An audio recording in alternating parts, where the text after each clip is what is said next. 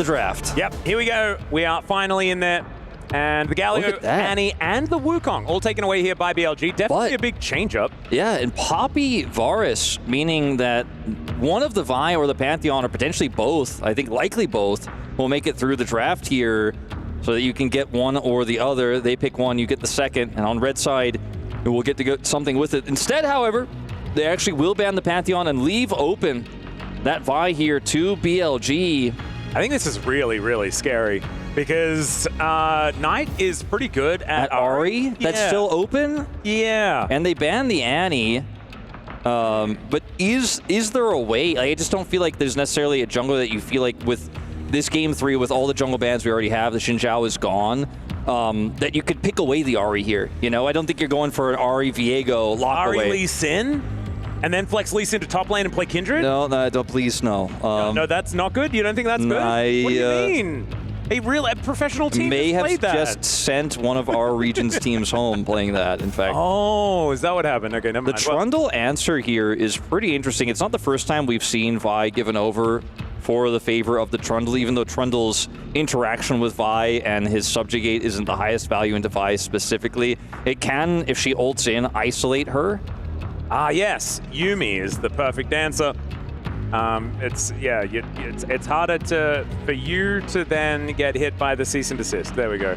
That is not what they're going to lock in, as actually going to be holding on to that mid lane pick. See what Knight is going to be playing, as the Rel will be locked in. This is an interesting draft here.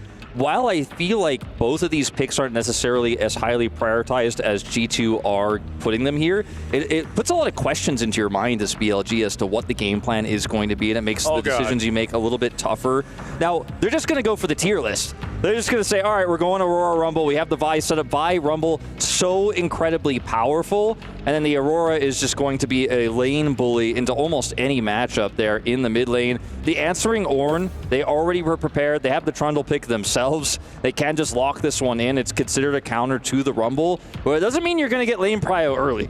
No, and the two, best picks into the Rumble are actually banned away in the Galio and then the pick away of the Aurora. It's actually kind of cute. Of course, the Ornn has been pretty popular as an answer to the Rumble as well, like you mentioned. So good that G2 are at least able to lock that one away. But still, I feel like this was a well-orchestrated beginning of the draft here for BLG. An obvious game plan is in there, and that top side of the map is looking very, very frightening. You can feel the weight of the blue side against you here in this, Dylan Falcon draft here, where they've got a lot of great tools and there's still a lot of flexibility here, but the tier list definitely leans towards BLG. That scale has tipped.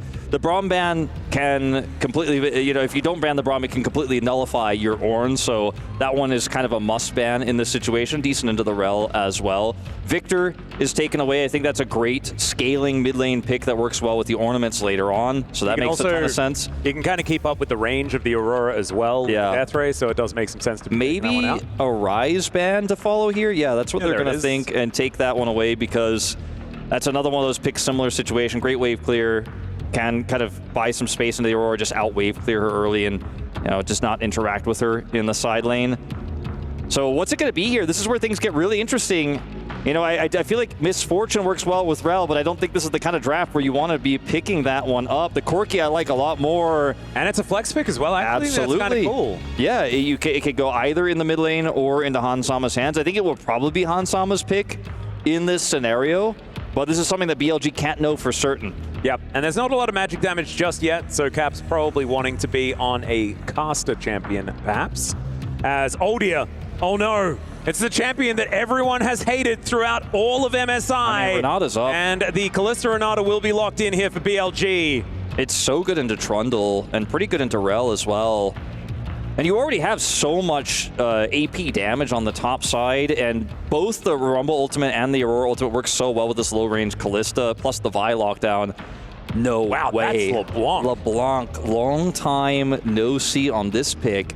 And man, I have to say it, I have to be honest, I feel like this LeBlanc pick doesn't fit the identity of this comp in really any way to me. You're strong into the Rumble. You're strong into the squishy Renata. If you can isolate her, maybe even if you find Vi in a scenario where if you're ahead, you can get into the jungle and harass her and push her away from some of her camps. I mean, the burst damage of the LeBlanc is real, and she will get somewhat empowered by the ornaments, but it's not the kind of scaling damage pick I thought that with this Ornn pick G2 were looking for. I thought we were going to see something with consistent damage. Sure, the Victor and the Victor and the Rise were banned away. Azir is banned as well by Fearless, so there weren't a ton of great options.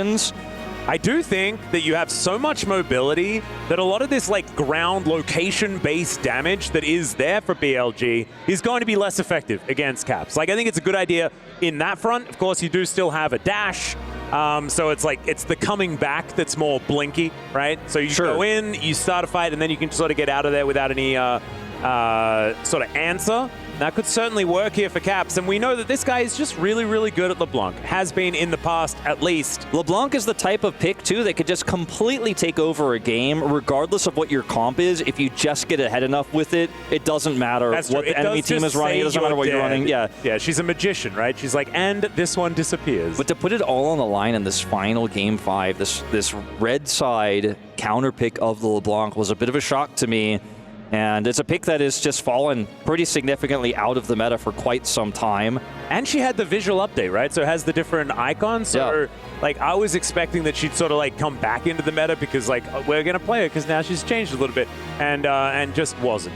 Just wasn't a thing at all. At least definitely not in the LCK, and haven't really seen her internationally either. So Cap's going to be bringing that one out here. That's why we love Fearless. You really do have to get a little bit deeper into these champion pools.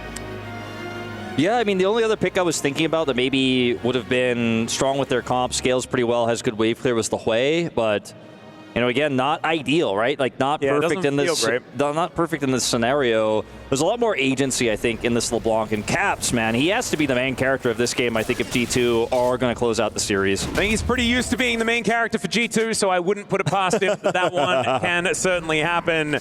As here we go. G2 onto the rift once again. We are finally here as the keys loom over the rift here now. One of them about to get crushed immediately after this game right here. As, Knight and Caps facing off. Labrov and On also going to lock eyes here in the river. Not too much more going to happen. Electrocute proc, the name of the game in this mid lane matchup. Labrov's going to get the crash down. Yeah, crash down coming on through there. It's the logistics protocol actually picked up from On, so not able to shake anyone's hand right now as a electrocute does come on through from Caps. Yeah, Caps is like, you electrocuted my support, but I electrocuted you. Haha, favorable trade in the mid lane, but then walks over and takes a lot of damage. Yeah, I'm like, well, maybe that wasn't quite what was going through his inner monologue at that moment. Must have been close, though. Everyone's going to back and reset. Yep. We need to talk about skin choices. Of course, it is not the baseball Trundle, so I'm kind of okay with it. I think that one's kind of illegal because it's so boring, but there's a lot of other really cool skins. Traditional Trundle, always okay because you still get the Pillar of Filth. This one, a little bit different, a little bit newer. Speaking of Skumon, and we're talking about skins, but let's talk about the pathing here. It does have a lot of vision control set up with this deep ward here, and this is going to start their Raptor camp and look for a 3-buff start as the full wraparound to Han, Sama, and Labrov is here. Might be a bit of a hint to Bejuan as to what has gone down here with the pathing that they took. They will catch this wave here, but just playing around the Callistas, not interacting with her at level 1, and then allowing for this clear for Skumon. This is kind of crazy as well. G2 actually able to pick up every single minion in the wave because BLG cleared it so fast. So not actually losing out on anything is, okay, passive already procced from Caps here in the mid lane. Knight continuing his good form, and we know that Aurora, if played aggressively in the mid game, in the mid lane, sorry, can really just stop you from being able to have a good time at all, ever. Yeah, it's hard for Caps to proc electrocute till he hits level 2 one more time there, and the trade does hit it there. And we'll look for it. We're going to pan away, but we have a small pause here. Okay. Flamethrowers being exchanged on the top side of the map. Of course, the Rumble feeling a little bit better about it. But that matchup, probably not one that we're going to be feeling too excited about the Ornn to watch. The Ornn will end up winning out later on, and it's just super powerful, hard to punish, hard to kill with the Rumble, but the Rumble in the early levels will have the pushing power. Just have the better wave clear, can just stand on top of the Ornn and burn him, so you have some prio there. But we'll give you guys an update about this pause as soon as we can, but based on a referee here, it looks like it is something on the BLG side of things. Yep, Ben looked like he was dealing with something. We have no idea what that was. He was pointing at something on the screen, and hopefully that is going to get resolved pretty quickly. And as we can see here, looks like we are readying up to get this unpaused. So sepia mode really not lasting very long. This was a discussion that we heard yesterday, Wolf, when the other boys were on, as Dan and Jake were talking about sepia.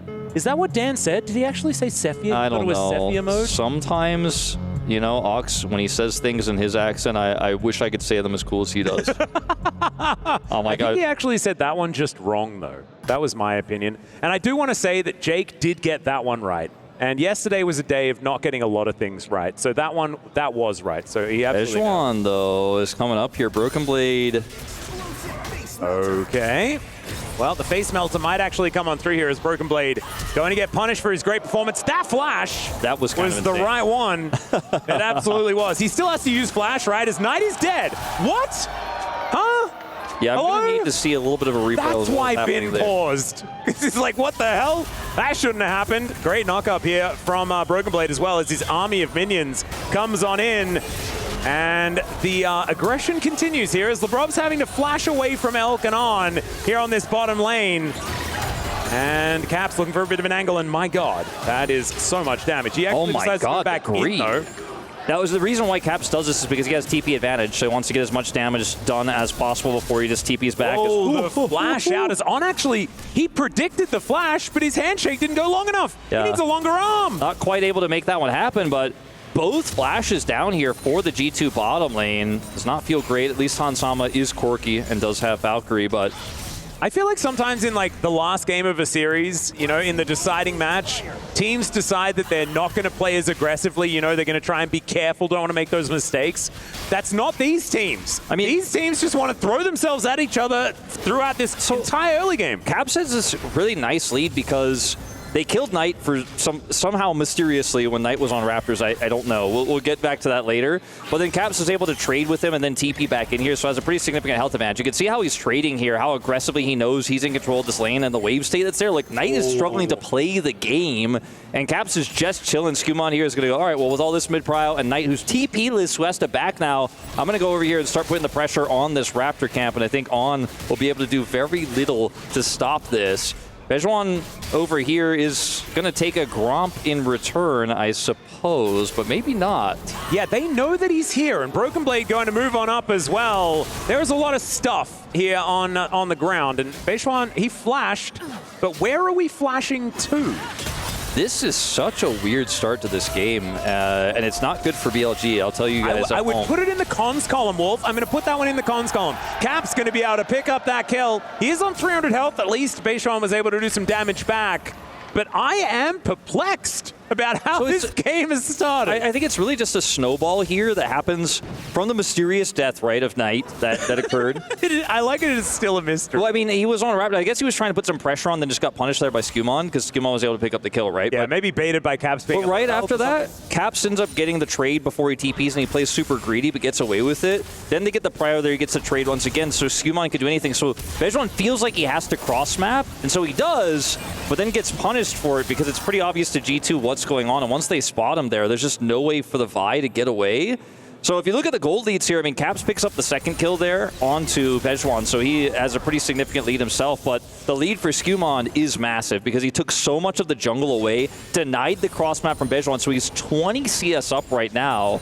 It's like 5 whole camps up, and he is just huge on this Trundle, and this Vi is so significantly behind. So G2 loving this start so far. They really are. I want to give a shout out to Skumon as well. Game 1 wasn't his best performance, but then he gets onto the incredibly comfortable Maokai, the European special in the tree, and has now continued that momentum forward onto this early game play with the Trundle. Here's a crash down as Bejuan, great angle, handshake is going to be there to put Lebrov down, but unfortunately the bailout doesn't happen early enough, so they're unable to benefit from that kill. Elk still bouncing around the fight. Caps is not able to find any sort of reset here as Caps is walking his way forward.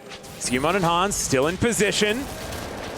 I think this ends up being a relatively even trade. The kill for the Callista feels better than a second kill on the Trundle, but the fact that the Trundle is this big means that it's kind of okay at this point. A relatively even trade. They do respect the fact that Caps was missing. Knight communicates that to them, and they do back away as we have a bit of a fight here in the river. Yeah, Knight coming on through. Oh, that pillar placement was absolutely gorgeous.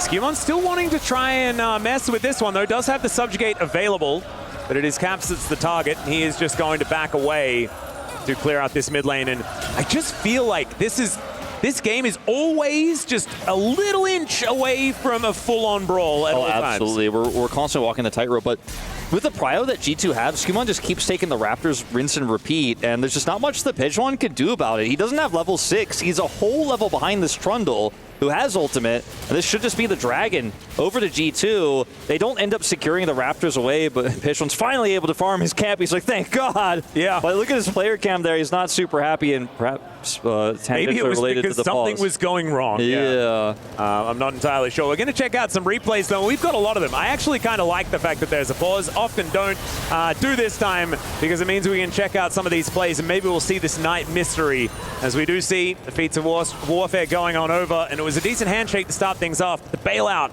just not quite able to get the value. Yeah, not timed well enough there. It was a kill for Callista versus a kill for the Trundle there. Target selection a little bit split for G2, but they end up getting the kill anyways there and deny the bailout value. Right now, it feels like this low econ Vi and the Aurora that's been put significantly behind are not going to operate the way that BLG wanted them to.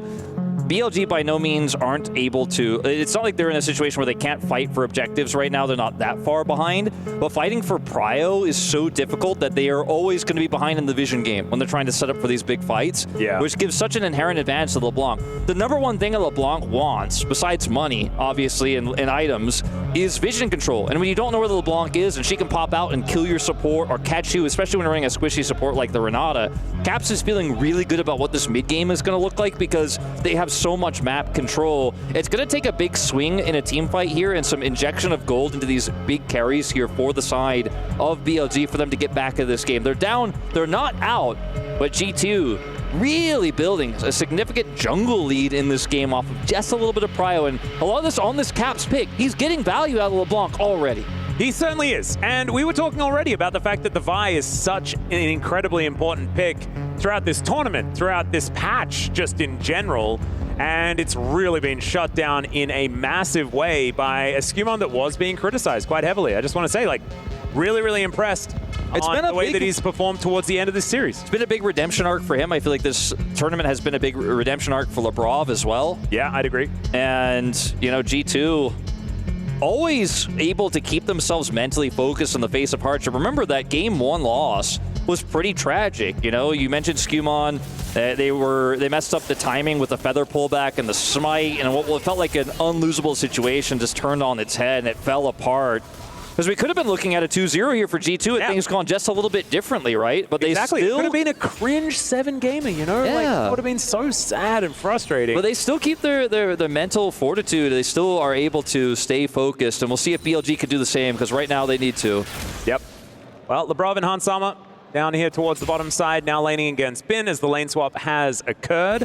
Yeah, we haven't Blade taking a bit of damage towards the top side of the map as the equalizer is going to be employed just to grab some tempo back. We haven't really get on these grubs. touched on the fact that this Ornn, who's laning into a Callista with 2 null magic mantles, oh no, is really behind. And we can talk often about how Ornn doesn't need gold that much because he's going to get value with the ornaments later. He's a low econ champion that could do a lot with his ultimate in team fights even if he doesn't have items. But being this far behind starts to raise your eyebrows because it also just gives such a free lane setup here to Elk, who's just going to be pushing into him constantly. He has a lead he already picked up because of that kill that happened in that top side skirmish.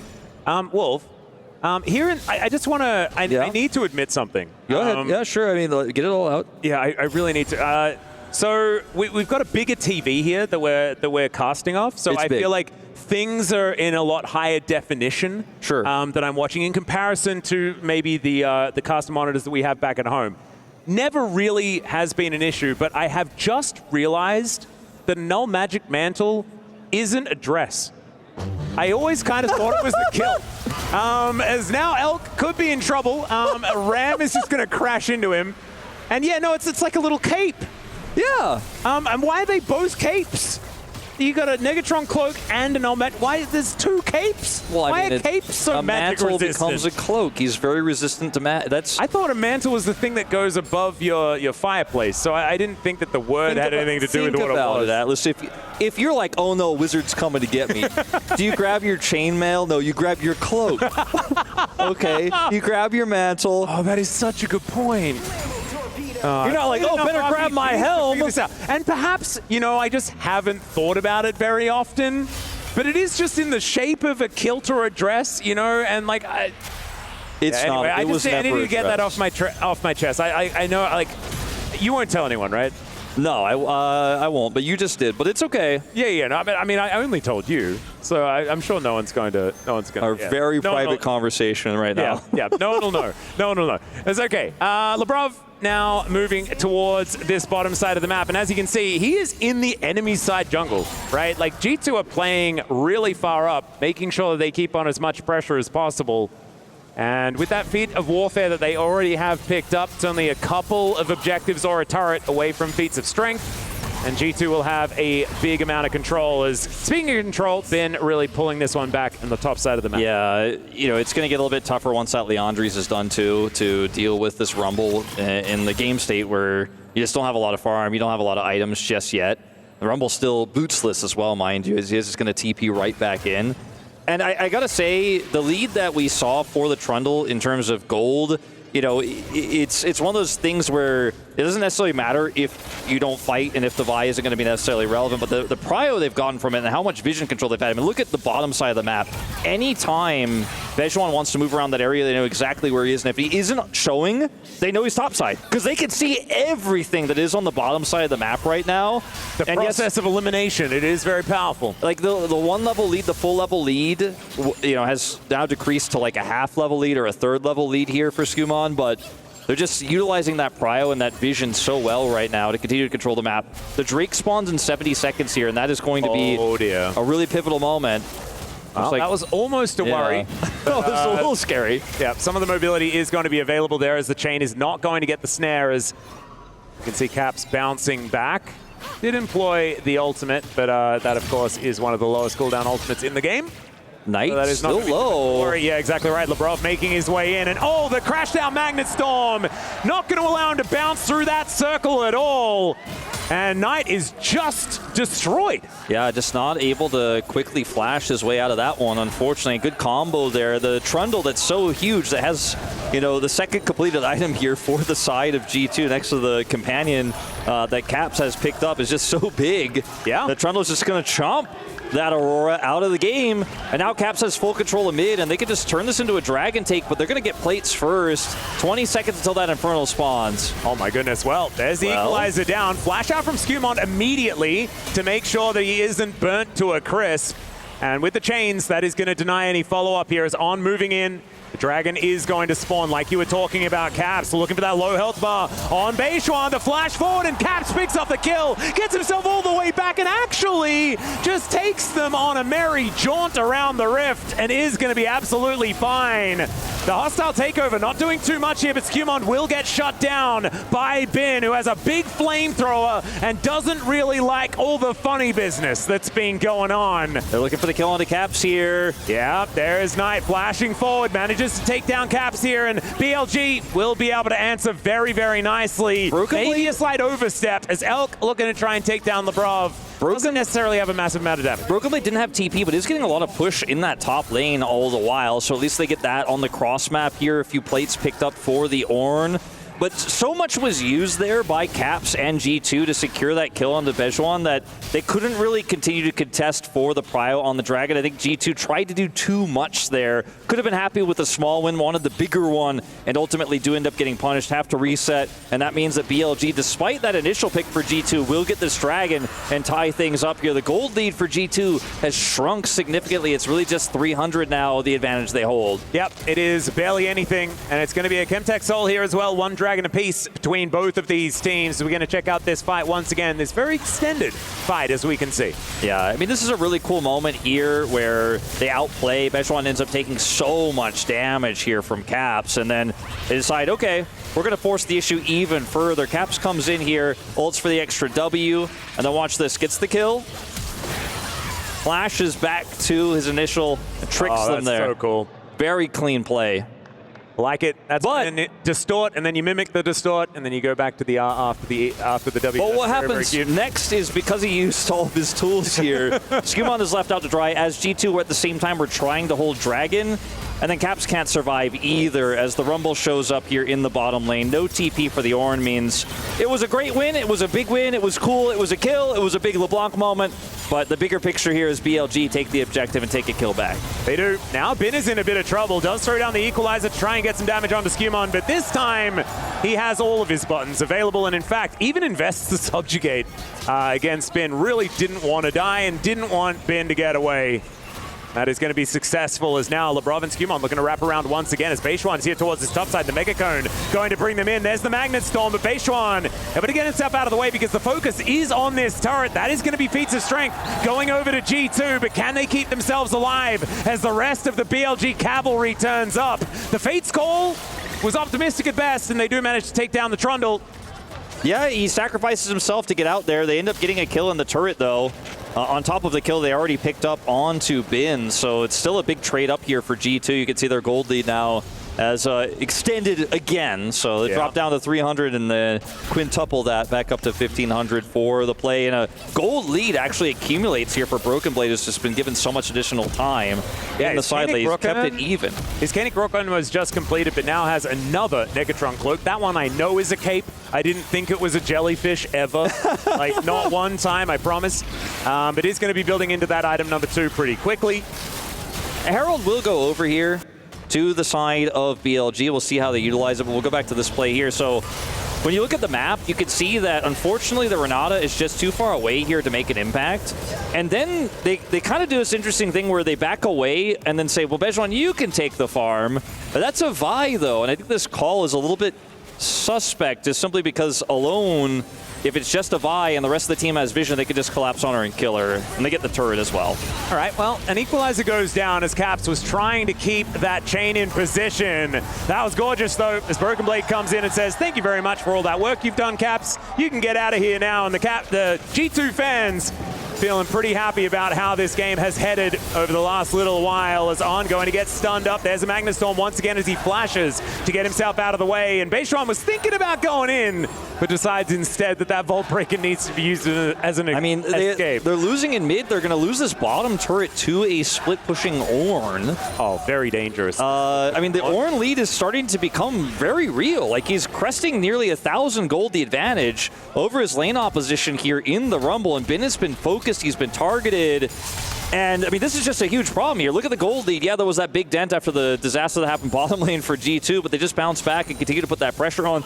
This wild card pick of the LeBlanc, we didn't doubt it because we know it's Caps. We know what he's capable of, but we didn't think it necessarily with this composition and team fights it was going to work out. But with the early game control, how well he played around Skumon, how strong the counter jungle was, the trapping of Knight, right? Oh, it's Snowball with the teleport takeaway, the kill they get there.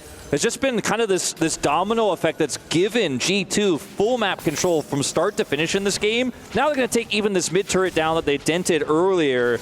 And I mean, the gold lead just gets bigger and bigger. Looks like it might not quite go down just yet. Yeah, Valkyrie going to come on through here as the Fate's Call is going to be the attempt. But now Labrov in perfect position. They managed to get this this pillar down as well in a great spot. As Elk not going to need the bailout because he just pulls all the sticks from this troll and takes him down. Hansama also going to be executed by Knight, who finds him off to the side, and in the blink of an eye, BLG will take control. They'll look to take down this outer turret, and they get themselves right back to gold parity, or at least +1 charge. Definitely close. Yeah, +1 charge goes through, and they're actually just looking to take this inner out straight up, and they will get it. A big turnaround there. And we've seen LPL Kallistas do big work across the years, and Elk is, man, 3-0 and 3 now on this Kallista. Did so much damage there, forced the flash out, so the Rend couldn't connect, but he just changes targets and takes out Skumon. And I mean, at this point, BLG should just be able to get this Dragon straight up for free. Yep. There's nothing that Broken Blade can do about it at this moment in time. And the rest of the team is still licking their wounds from that double turret take. And like you said, back to gold parity here. A Drake lead now in the hands of BLG. Well, G2 looking for another skirmish. We are going to check out this fight a little bit beforehand. This is like, he is so incredibly confident as they commit everything. They're like, no, he's overextended. We will kill. The Berserk comes through here. They can't get a kill, but Labrov goes super low, has to flash away to get out of rend range, and then Elk is just super confident. He's like, well, I just pivot over to the trundle. Barrier comes out. And as long as that health doesn't hit 0, he does not care. He's got a Renata with him, you know? Like, it wasn't even close. He wasn't worried for even a second. He's just like, I'm going to maximize my DPS. I got my support here. And it doesn't matter if my first target gets away, I just go for the next one that's in range. Yep, exactly right. I do respect it from Skewmon, as of course, you know, you do want to try and at least get something back in those moments, but it doesn't quite work out as Otacon has already been started. Skewmon is just smacking it.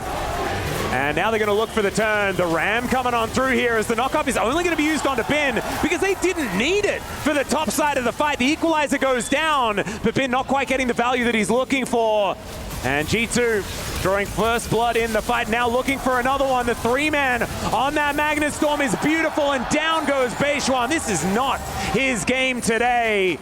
They are BLG having to deal with the fact that both of their utility picks are dead. G2 are able to identify they have this pocket of vision on Otacon, can start it up, and because they have the Ornn who can engage from so far away and the follow-up is real, they can just say, we start Otacon, if you come anywhere towards us, you're doomed. You're going to lose the fight. And to say that BLG had a setup or an answer there would be too kind because they really just looked a little bit panicked and out of sorts as the Aurora teleport comes in so incredibly late from Knight, and he ultimately just has to flash out.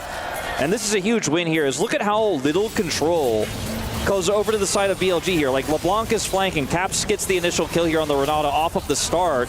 And then they're just so split up. Like, yes, the Aurora is going to show up here to try to bail out this fight, but it's just too late. Can't actually get in. And then they look for the turn here with the Magnet Storm, and it's just a flash from Knight out.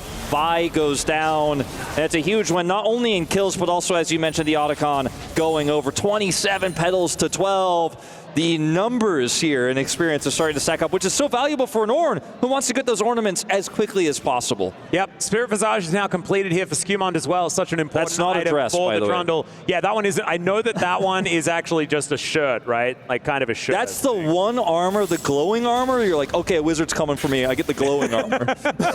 And Force of Nature was like that as well. Force of Nature, I understood. Kanik Rookern, is that one of the Gotcha Claws? Scientists are still trying to figure out what a Rookern is. I think it's a Gotcha Claw. I think that's what it is, as we can see. Like, you can see it there. Like, now that it's off cooldown, it's a Gotcha Claw. I think that can be confirmed. That one I'm not silly about. I thought it was a utility belt, but I don't know. And Triforce is obviously a misbuilt fan. As G2 do get the knock-up here onto On, but he does have the hostile takeover. That's used only onto Broken Blade, though, who is looking borderline immortal at this point in time. I mean, get the TP. Getting in there with the teleport. You're exactly right. Equalizer and a choke point is normally good, but Caps goes in, gets a distortion over everyone, and look at them. They're all grouped up, and G2 turning their own situation against them as the Magnet Storm only onto one isn't necessarily what they want, but it's Elk who has to use a fair bit to try and get himself out of there. All of the health bars on the Rift are so extraordinarily low. And they were so close to having an incredible bailout moment there. I mean, he had the flash. I thought for sure he goes in and looks for the reset there, but they are too timid to do it. How did the fight is so split up. And the Ornhorn there cuts BLG in half, even though it doesn't secure a kill. Caps goes in. You don't think about LeBlanc's distortion as a big AoE damage ability, but in moments like this when everyone's so packed up in that tight ball in a choke point, actually ends up doing a big amount of work there. It was a very close call there for G2, though. With those low health bars and Elk running amok, that could have actually gone disastrously and given BLG back the lead. They are just narrowly able to escape. However, still a significant lead here for Elk, 1,300 on this Callista pick. That's going to have a little bit of longevity in this game, but man, G2 just will not give away map control. They have all this pressure every single time there's a neutral objective setting up. They're like, all right, we're gonna get vision around it. We're gonna push them away. We're gonna take those jungle camps. Cap's going to take a back timing here. As his Death Cap picks up the arm guard, can TP in if he needs to, but I think he's got just enough time to walk over with 10 seconds to spare. And this may be the last stand here for BLG if they get wiped on this fight, which is, by the way, just for a second Chemtech Drake here for G2. They should not overextend into this. Yep, the Manazane actually completed here as well for Hansama, just in the nick of time as On is taken so low. Fate's Call going to be used though, and we'll see whether BLG can get the turnaround as they do decide to throw him in on top of Broken Blade, and the bailout does absolutely nothing. The On! BB's a god today! And down they all go. G2 are looking at semifinals. I mean, it looks like they really are. And I said, you know, it's just a second Drake here for G2. It's just a Chemtech Dragon. You could probably just say, well, we don't have Prio. Let's look for something else. But they commit anyways. The Fate's Call has to be used so early in the fight. Never a hostile takeover. The combo with Broken Blade and LeBrob, the Magnet Storm and the Call of the Forge God just rips BLG a new one. The timing of this so good for G2. They grab this Drake for free and now can reset. Topside Prio goes back to Caps, who, like I mentioned before, didn't have to TP. They can now put their eyes towards this Baron because Broken Blade also has TP. They can clear that vision. Coming in here with the control vision as a support, like, you're playing Renata here on. I just can't agree with this decision. Doesn't end up using the ultimate here and is just burst down, which means he has to Fate's Call. But why BB? Why was he the target? That's my big bit of doubt is LeBron's setup and then the knockdown here. Just beautiful. Well, I think it was one of those moments where you're like, I have to Fate's Call for safety, but I got to turn that into a positive somehow. But Hansama was so far away. He also had his Valkyrie available. Like, you're not going to get him. You're not going to get Caps on the LeBlanc. So Dylan Falco actually reacted to that one that time as down goes Beishuan yet again as we hop out of the replay. And G2 going from good to good. And that's the jungler, guys. Baron is now up and available, and G2, they can head over there. Maybe not wanting to go for any sort of 50-50s. I know you say it's not a 50-50 because the jungle is dead, but Knight's alive. And we all remember game one. Still, they're just going to make sure that BLG cannot get anywhere near this pit. And things are very, very dark on the Rift right now as Caps gets off towards the side. Knight is discovered by the LeBlanc as the On is going to get so much CC down. Bin is just melting as Caps goes golden, flashes out of the way of the buttons that Knight is trying to put down, and another array of skills comes in. Beautifully played in the mid-off as we just saw as Caps gets the solo kill on the right-hand side of the team fight. Yeah, golden hourglass for the golden hand. He takes him out in that side fight. And Caps just putting Knight down. This is Knight we're talking about. One of the best mids ever to play in the LPL. The best today. And he was the best performing player here for BLG, but Caps, man, the king of EU, G2's franchise player, says, I am better today in this final game, in this wild card pick of the LeBlanc, because we have a fight for the Baron. This is getting a little bit messy now as the cease and desist comes in. Beishuan is going to take the exit and now going to look to go back as Cap says, no, Elk, you're not allowed to play the game. It's okay, just a rocket from downtown as Hansama did see him go into that brush on the control ward, and they take down the Baron. G2 going to follow Bin to his base, I think, and look to try and take down at least an inhibitor turret. Phenomenal pillages there as we saw as G2 looking to just clean up the scraps. I mean, these are some really long death timers. They can get some serious base damage done here. They really can. On going to flash out of the way of the Ornhorn, but I don't think that's going to save him. The handshake is going to be top of the morning to your Caps as then he goes down. Knight also not going to get bailed out of this one. And G2 really come alive here in these last two games. It's a big wave. Sweep, or at least the mini one. Yeah. This best of three as they will break the base. It's a big wave. Elk is going to be the first to respawn here, but he alone is not going to be able to defend this push. I mean, I think it's going to be really hard. No Rumble. Equalizer up in 15. They're going to make a play for it. Yep, and they have no money either. It has ballooned to a 10,000 gold lead with the Baron available as well. These minions so difficult to get through. And Elk, he can do nothing. Look at BB's face, man. There are just grins from ear to ear on G2. And they will be able to take down BLG after being swept at MSI. These three games went a whole lot differently. And now they get the pleasure of obliterating the key and sending BLG home. Vengeance is sweet for G2. And it all just came together with this early game. The dominance of Caps in the lane. The aggressive, greedy trade when his enemy teleport is down. He takes the risk because he knows he can snowball that. It means that Skewmon can get so much done. A big bounce back for the team that struggled to secure those objectives in Game 1. They were so close to securing. They crushed Game 2, and arguably an even more one-sided Game 3 to move to knockouts and change the narrative here for 2025. And G2 looking good. And who says the hope of Europe is dead? Not in this tournament. LEC looking strong. Yeah, it's definitely looking pretty good as MKOI still yet to play. As thankfully Fancy is alongside with BB because I think that he is MVP of the day. This guy on the Jax, absolutely outstanding, and then backs that up with that kind of on performance. My God. Is Key going to get absolutely obliterated, much like he did to Bin today. So Fancy, take it away. Thank you so much, gentlemen. G2 have finally done it. They were able to break BLG's curse after 2 years of losing. Oh my God, BB, there's so much to talk about. Let me start first with Game 2. You had a statement performance. Walk us through what happened.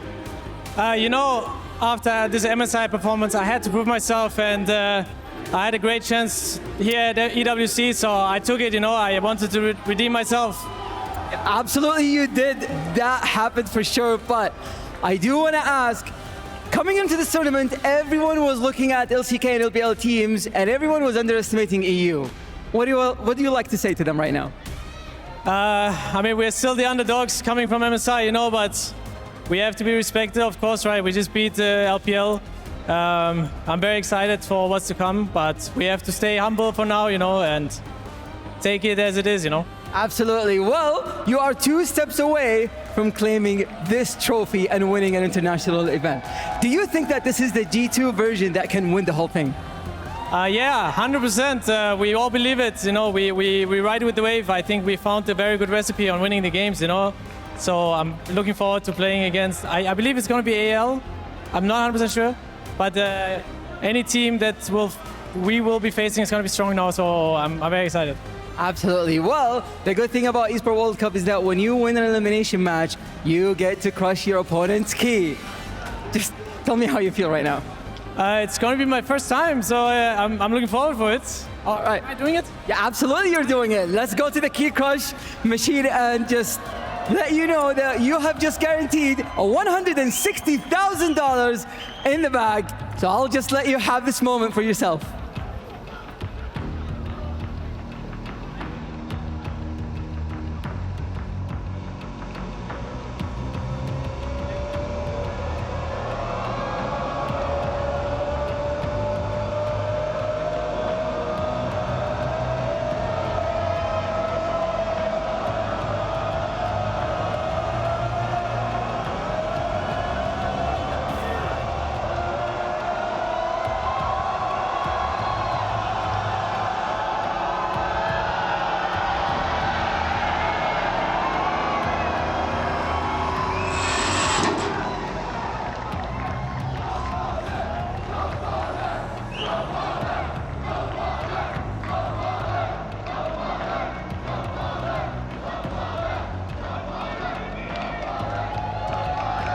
And the G2 faithful have been rewarded. It has been multiple years of losing, coming close, whether it was a best of 3, a best of 5. BLG got the best of G2, but not today. It was the reverse sweep, a 2-1 victory for G2 to the joy, pure joy to everyone inside the STC arena wearing the G2 colors, and it has to feel good. We had the chance to sit down with Broken Blade in the studio earlier, and it was his goal to defeat an LPL squad. Standing right now with one of the members from the LPL squad is Kitty. Take it away. G2 finally find their revenge at an international stage. By my side, BLG Elk. So I know that you guys have had a very long rivalry for 2 years now. Unfortunately, you guys fell short. So what went wrong today? 我知道你们和 G2 其实是有非常长的一段交手的时间的，然后今天很可惜输掉了比赛。你觉得是什么出了问题呢？就是以比赛内容来说的话，就是我们打得没有对面好吧。I just think that we don't play that well comparing to G2. And I do want to talk about the Game 3 draft. So we saw that you guys decided to go with the Kalista Renata, and ever since the start of MSI till now, the second international that we've seen in the past few months, Kalista Renata has had a lot of controversy around this bot lane duo. So why did you decide to go with this champion duo? 我们想聊一下第3场的这个 BP 选择。我们注意到你选择了卡莉斯塔和列娜塔这个组合。从 MSI 开始的时候，其实这个组合就饱受争议，然后一直很难拿下一个胜局吧。然后你在这个 BP 上面是怎么想的呢？首先我觉得我们整体阵容在4、5楼能够选出卡列，然后就是以两边阵容来说，卡列肯定是当时的最优解吧。然后胜率的话，其实我倒觉得就还好嘛。然后，但是因为我们在第3局的比赛内容其实就是比较差吧，所以说导致输掉游戏。I do think that the composition of Kalista and Renata doesn't really matter during this match, and I do think that it's a good pick when we were choosing the meta for this particular match. I just don't think that we performed that well during the game itself. The Kalista curse continues, and there are a lot of BLG fans here at the arena. So do you have anything to say to the fans as you exit EWC? 就是可能比较可惜，但是其实现场有非常多的 BLG 粉丝，你有没有想跟他们说的？就是我觉得比较可惜吧，因为我们以这样的一场比赛，然后输掉这一次就 EWC 之旅，我觉得很可惜吧。然后就希望我们在夏季赛的时候，就第3赛段的时候能够就是打得更好吧。然后也非常感谢就是现场来支持我们的粉丝，谢谢你们。